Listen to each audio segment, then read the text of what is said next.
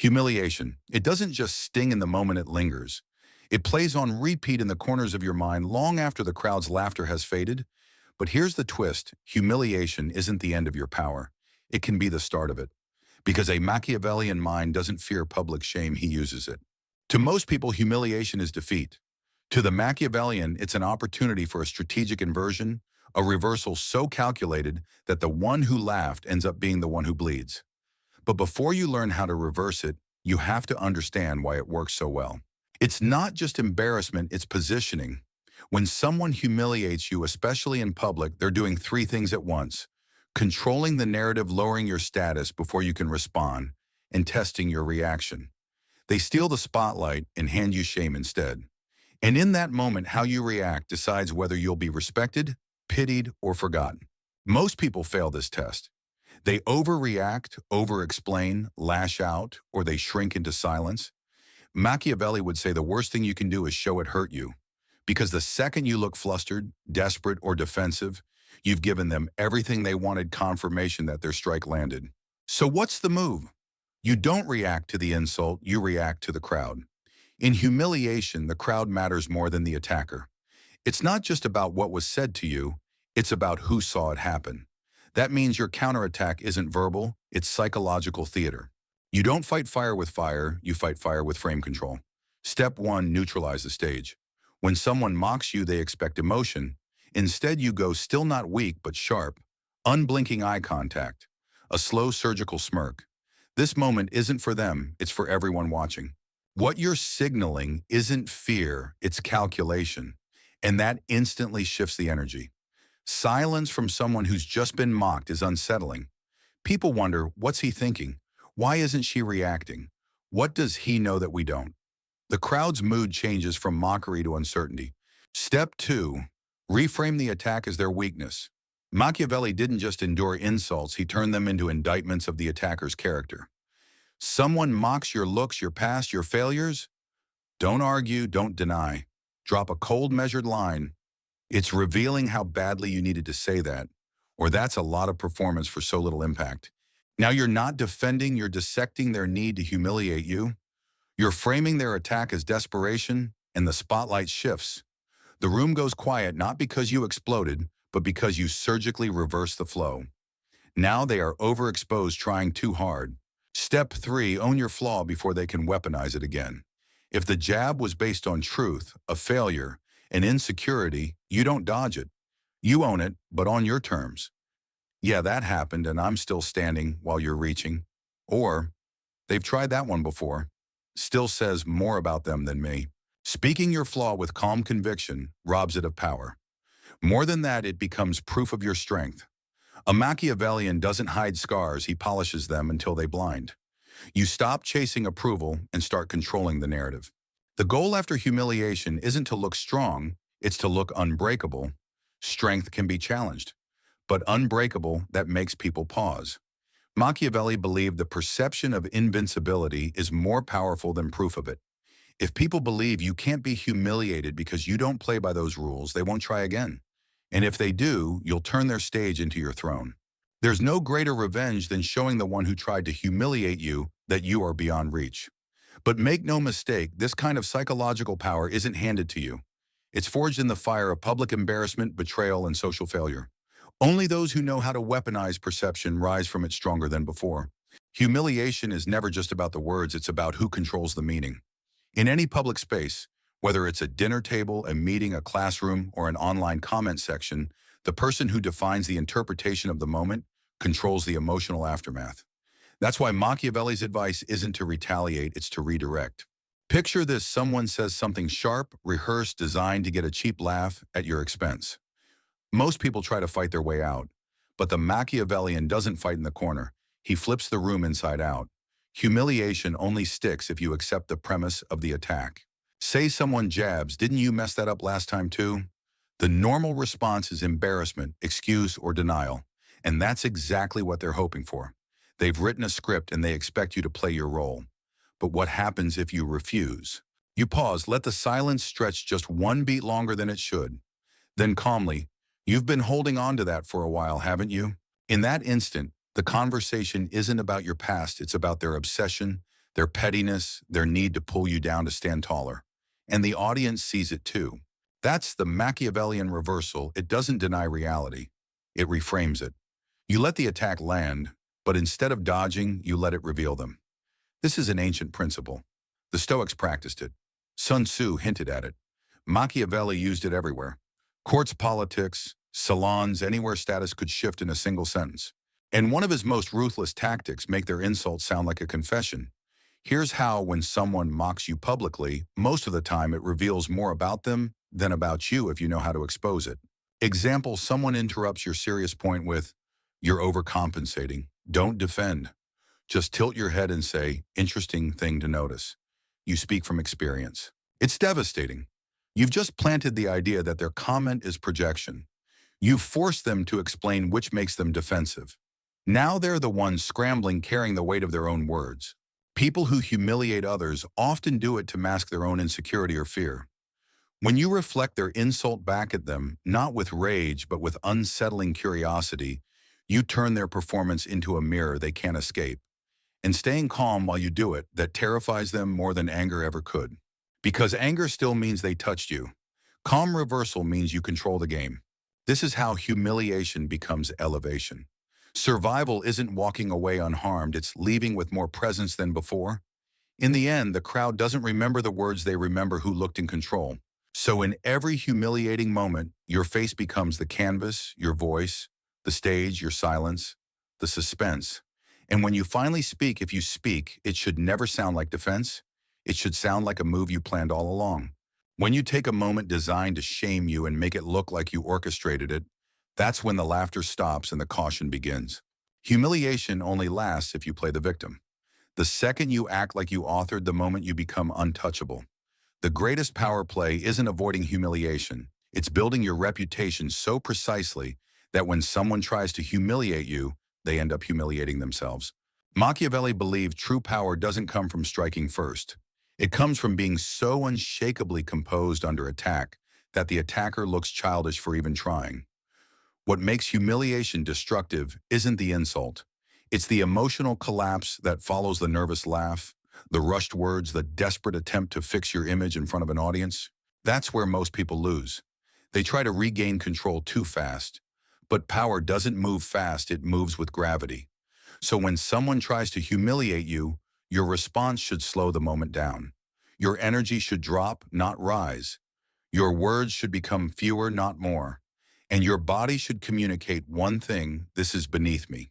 Because the moment you match their energy, you validate their game. But if you stay grounded, cold, elegant, even amused, you've already started the reversal. You've turned their strike into your frame. Here's how this works in real time. Imagine you're telling a story in a group, sharing an insight, and someone interrupts with, "Wow, you think everything you say is that deep." What they're trying to do is reframe you as arrogant, attention-seeking. The average person might defend, "No, I just thought it might help." But that's self-defense, exactly what they wanted. A Machiavellian pauses, holds eye contact, not harsh, just steady, and says with a slight head tilt, "Interesting how much that bothered you." Nothing aggressive, no insult, just a mirror. Now the moment isn't about you being arrogant, it's about why they're uncomfortable with insight. The focus shifts from your words to their reaction. People start to notice maybe the interrupter revealed more about themselves than they meant to. That's the reversal, using their attack as a spotlight, not on you, but on them. It's not about clever comebacks, it's about weaponizing presence, holding posture, letting your stillness make people question why the attacker felt the need to speak in the first place. Because humiliation is not a fact, it's a performance. And like all performances, it needs a stage, a spotlight, and an audience. If you control the audience, you control the meaning. That's why when someone insults you, you don't respond to them, you respond to the room. Your tone, your posture, your micro-expressions, everything should signal. You're not staying silent because you're weak, but because you've already won. That breaks the social script. People expect humiliation to unbalance you. But when you stay centered, you become unreadable, and unreadable people are feared. Here's a brutal truth: humiliation is often rehearsed. The jab you heard, probably not spontaneous. Likely said before, whispered behind your back, then brought to the surface for maximum effect. which means your attacker thinks they're clever. They believe they found your button. Show them there is no button. Let's say someone smirks and says, "Don't worry, you'll get it right eventually." Maybe. Laughter ripples through the group. Here's your move: lean in slightly with a cold smile and say, "That one sounded rehearsed. You've been saving it, huh?" Now you've done two things: expose their preparation and frame them as obsessed.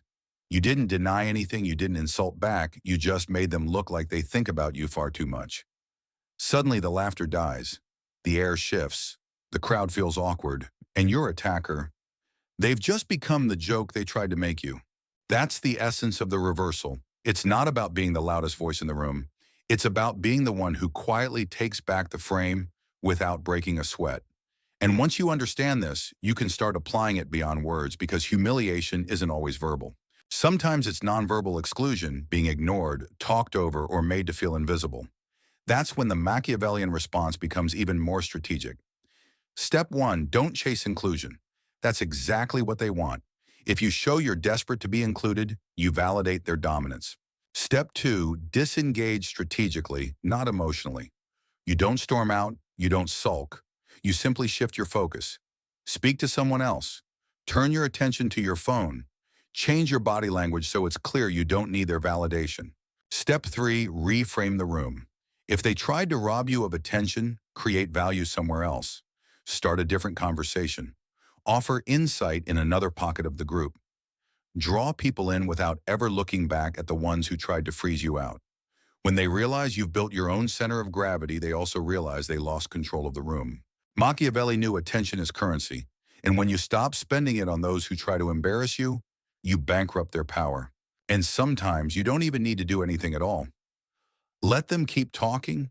Let them keep pushing. People who humiliate others are often addicted to attention. If you give them enough rope without reacting, they'll eventually push too far, say too much, and lose the crowd on their own.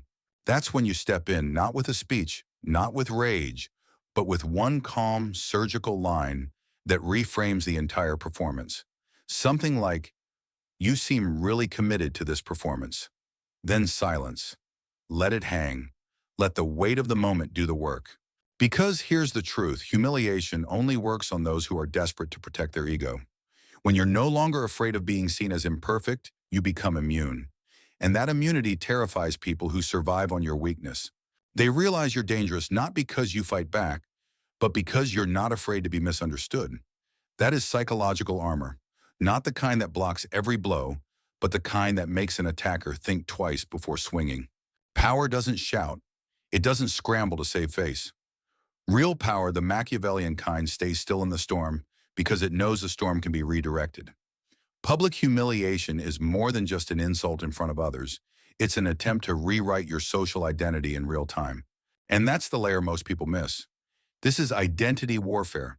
If you don't take the pen back, the crowd will accept their version of you as truth. That's why the most important part of a Machiavellian reversal isn't a clever line or a perfect smirk. It's your refusal to be framed. Once someone successfully paints you as weak, desperate, or irrelevant in front of others, every future interaction gets filtered through that image. The frame becomes the truth unless you shatter it right there in the moment. So how do you destroy that frame without falling into the trap of emotional reaction? You use the psychology and tactics Machiavelli himself would rely on. Step 1, the law of disruption. When someone humiliates you publicly, they've usually rehearsed the moment. They have their timing, their punchline, and their allies in the crowd ready to laugh.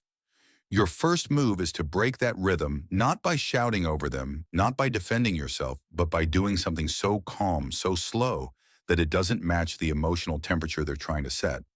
A long pause, a slow sip of your drink, a raised eyebrow, a relaxed lean back in your chair, complete silence. This creates social confusion. Suddenly, the audience isn't reacting to what was said. They're reacting to your refusal to play your assigned role. Instead of looking like the victim, you now look like the one holding the moment hostage. Everyone is waiting to see what you'll do next. Step 2, the precision cut. Once you've disrupted the flow, speak, but never to defend yourself. Defense is for amateurs. You speak to expose the neediness of your attacker. If someone sneers, "Did you really think that was impressive?" Don't bite. Instead, calmly replies, strange how much attention you give me for someone who's not impressed. This lands like a blade. You've reframed the entire moment, making their comment less about you and more about their fixation on you. You haven't insulted them, you've implied insecurity without ever naming it, and now everyone sees it. Step 3. Don't be right, be undeniable. In social dynamics, winning the argument doesn't guarantee you win the crowd. Being right feeds the ego, but being undeniably composed leaves a deeper mark. This is about frame control, about deciding the meaning of what just happened. You might say that's one interpretation, but the fact you needed to say it says more than the words themselves. Delivered cold and steady, it's impossible to argue without proving your point for you. Step 4. The echo of dignity. After reversing a humiliation attempt, you don't linger. You don't brag about it later. You move on cleanly as if it was nothing. And that's exactly what people remember, that you didn't just win. The moment you owned it so completely, you didn't need to celebrate.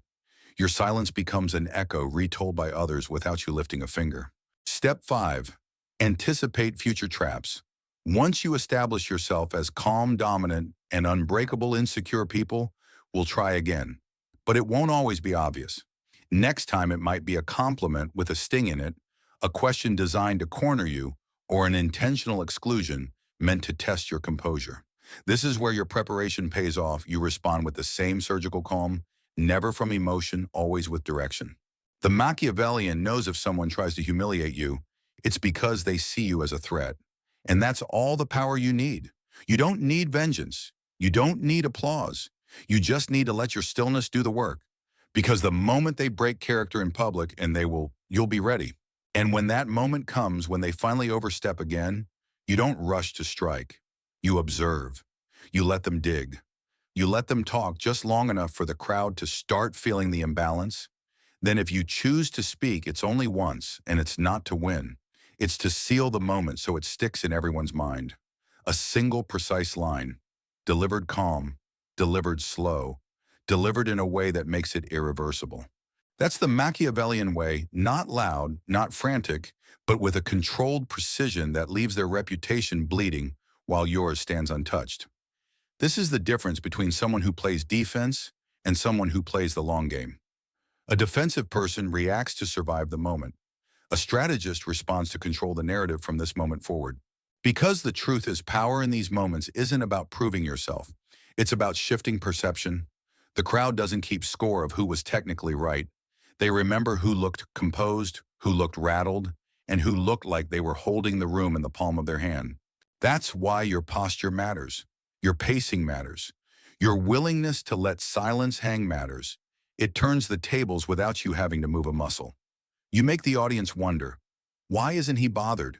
What does she know that we don't? That's when they stop siding with the attacker and start looking at them like they've overplayed their hand. And this isn't just about humiliation in the moment, it's about engineering your identity over time. Every interaction you have in public is a piece of the image people build of you. If your responses are consistently calm, precise, and subtly dominant, you create a reputation that's hard to touch. People start to anticipate your reactions, and the more they anticipate, the more cautious they become. The Machiavellian doesn't aim to be liked by everyone. He aims to be respected or avoided. Once people learn that every attempt to embarrass you either bounces off or backfires, they begin self-censoring. They filter their words. They pull back before finishing a jab, and eventually they stop trying altogether. That's when you've won, not because you won an argument or got the last word, but because you've altered the social landscape itself. You've made the cost of attacking you too high. You've made humiliation too risky to attempt. And you've done it all without raising your voice, without losing control, and without ever letting them see you sweat. At this stage, the game changes. You're no longer just defending against humiliation, you're shaping the environment so it can't even take root. Machiavelli's most ruthless insight was simple. Men must be either respected or removed. In today's terms, that means people either value your presence or they lose access to it. No middle ground. The ones who crossed you once learned and never did it again. They're not your enemies, they're your proof of concept. But the ones who keep testing you subtly, repeatedly, don't get multiple warnings. You don't chase them, you don't try to fix them, and you definitely don't let them keep a seat at your table. You remove them from your sphere sometimes so quietly they don't realize they've been cut out until much later. Or if you're playing for long-term positioning, you let them watch you rise while they fade into irrelevance. And you don't do it out of spite, you do it to demonstrate to everyone else what happens when your boundaries are crossed. You set the price of disrespect so high that no one with sense will pay it. Because here's what you've realized by now, you never have to defend what you don't allow to be touched. They can't humiliate you if they can't reach you. They can't undermine you if you were never standing on their approval in the first place. They can't provoke you if your silence makes them question their own status. This is the apex of psychological dominance, not cruelty, not arrogance, but control. Control over your reactions, control over your energy, control over who even gets the opportunity to provoke a response from you. And that's the kind of control that outlasts any single moment. It defines your reputation for years. In Machiavelli's world, kings didn't stomp out every rumor or confront every insult. They projected such unshakable presence that their enemies thought twice before speaking in the first place. That's the space you're moving into now, not as someone who wins every exchange, but as someone no one dares to test. Because the truth is, after you've enforced a boundary once people are watching, not just the one who crossed it, everyone else who saw it happen, they're deciding whether your value is self-regulated or dependent on the audience's approval. And when they see you hold frame without flinching, without over-explaining, and without rushing to prove yourself, they feel something they can't always describe: certainty. And certainty is rare. Certainty is magnetic. Certainty is the reason why in the moments that matter most, the room tilts toward you without a word being said. And this brings us to the final move, the one that cements your reputation long after the moment has passed. It's what you do when someone who disrespected or tried to humiliate you realizes they've made a mistake. This is where most people slip, either by lashing out for payback or by rushing to forgive in an attempt to be the bigger person. The Machiavellian does neither. When they come back, whether it's with an apology, a nervous laugh, or a casual attempt to reset the relationship, you don't punish them and you don't comfort them. You remain exactly as you've been, unchanged. No extra warmth, no forced coldness. Just the same calm, deliberate presence you had when you closed the door on their behavior. Why? Because mercy without warmth is more unsettling than any outburst. It carries a quiet message. You are no longer a factor in my world. It tells them and anyone else watching that their ability to affect you is gone, that they can't pull you into a reaction, positive or negative, because you've already moved past them. This isn't pettiness. This is power by absence. Because nothing disturbs someone more than realizing they no longer matter to you, not as an ally, not as an enemy, not even as a consideration. Their attempt to diminish you has elevated you, instead making you sharper, calmer, and more respected. From this point on, you're not chasing respect, you're commanding it. You've shifted from playing defense in the moment to controlling the narrative over time.